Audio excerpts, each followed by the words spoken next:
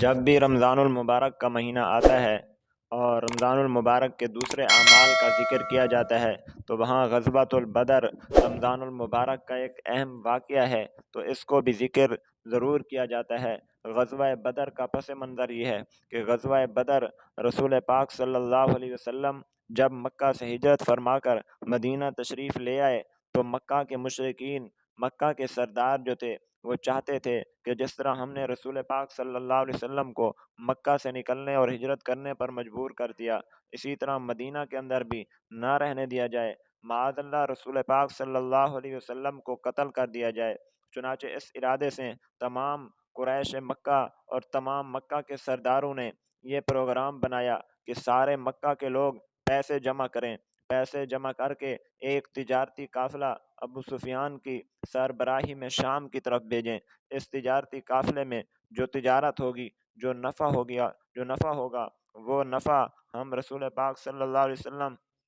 اور مدینہ میں رہنے والے صحابہ کرام کو قتل کرنے اور ان کے خلاف جنگ کرنے میں استعمال کریں گے۔ چنانچہ ابو سفیان کو شام کی طرف بھیج دیا گیا۔ ابو سفیان شام کی طرف یہ تجارتی قافلہ لے کر نکلا، اور جب واپس آیا تو واپس اس نے گزرنا تھا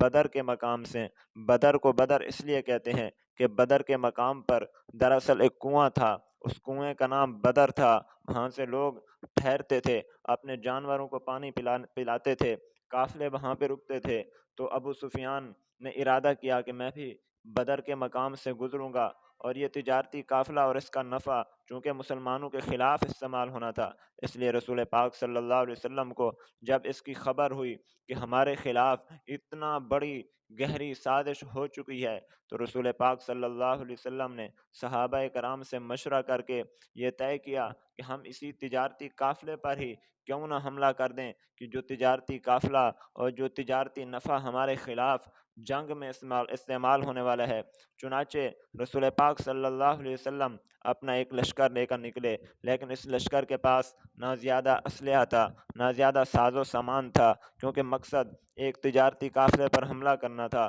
اور اس تجارتی قافلے میں مکہ کے 70 آدمی شریک تھے ابو سفیان کے ساتھ۔ تو چونکہ ان کے پاس بھی زیادہ اسلحہ وغیرہ نہیں تھا، اس لیے رسول پاک صلی اللہ علیہ وسلم نے بھی خاص تیاری نہیں فرمائی۔ لیکن جب سفر کے اندر رسول پاک صلی اللہ علیہ وسلم کے نکلنے کا علم ابو سفیان کو ہوا، تو ابو سفیان نے اپنا راستہ بدلا، اور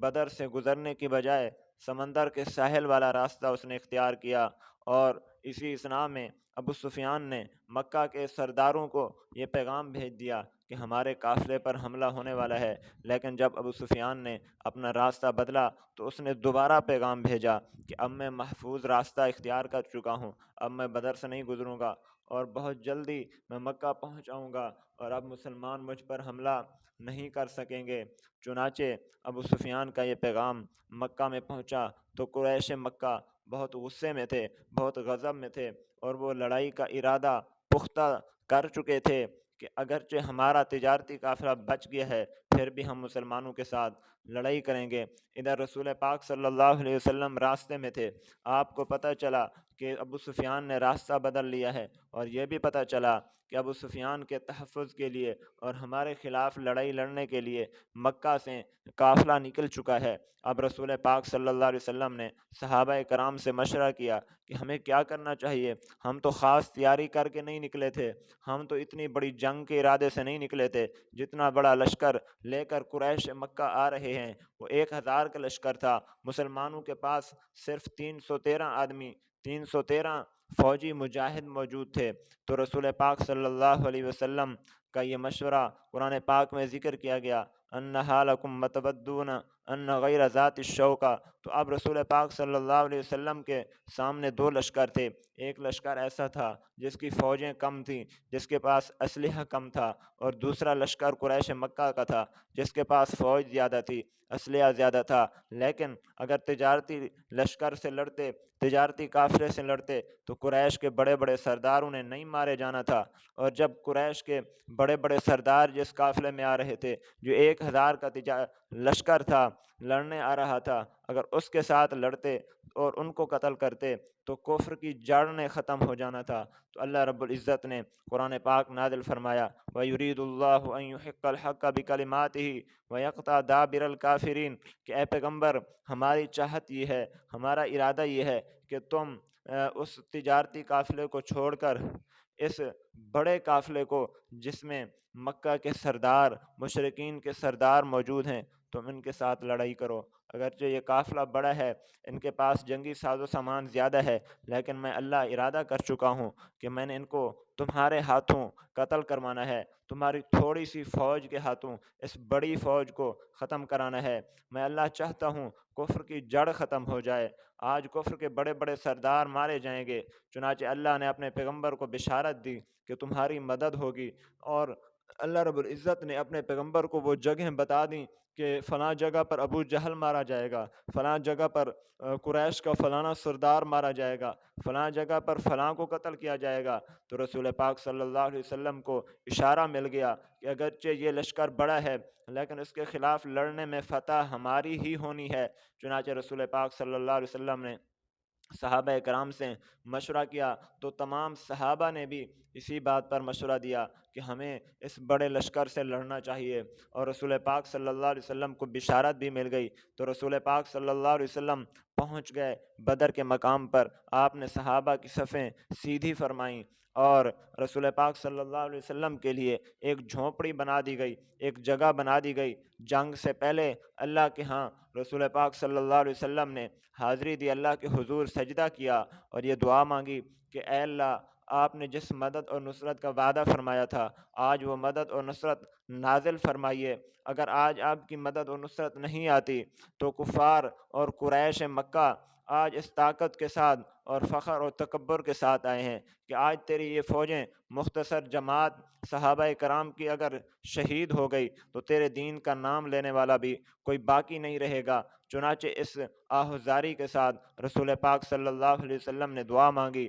کیونکہ یہ جنگ ہی ایسی تھی کہ اس میں اللہ کی مدد کی خاص ضرورت تھی، کیونکہ ایک طرف سے 313 تھے، دوسری طرف سے 1000 کا لشکر تھا۔ 313 کے پاس جنگی ساز و سامان نہیں تھا، 1000 لشکر جو تھا 1000 کا اس کے پاس ہر قسم کا ساز و سامان تھا جنگ کے لیے۔ چنانچہ لڑائی شروع ہوئی، اللہ رب العزت نے اپنی مدد نازل فرمائی، فرشتے اترے، اور اللہ رب العزت نے 3000 فرشتوں کے ساتھ رسول پاک صلی اللہ علیہ وسلم اور حضرات صحابہ کرام کی مدد فرمائی۔ تو اس طرح اللہ رب العزت نے وہ بشارت پوری فرمائی جو رسول پاک صلی اللہ علیہ وسلم کو دی تھی، جو مدد کا وعدہ فرمایا تھا وہ وعدہ پورا فرمایا، اور اس طرح کفار قریش کے بڑے بڑے سردار ان کا قتل عام ہوا اور اسلام غالب ہوا۔ تو یہ غزوہ بدر کا پس منظر تھا جو میں نے بیان کیا ہے، اور یہ رمضان المبارک میں ہوا، اور صحابہ کرام مدینہ سے جو نکلے تھے وہ 12 رمضان المبارک کی 12 تاریخ تھی، اور نکلتے ہوئے سفر کرتے ہوئے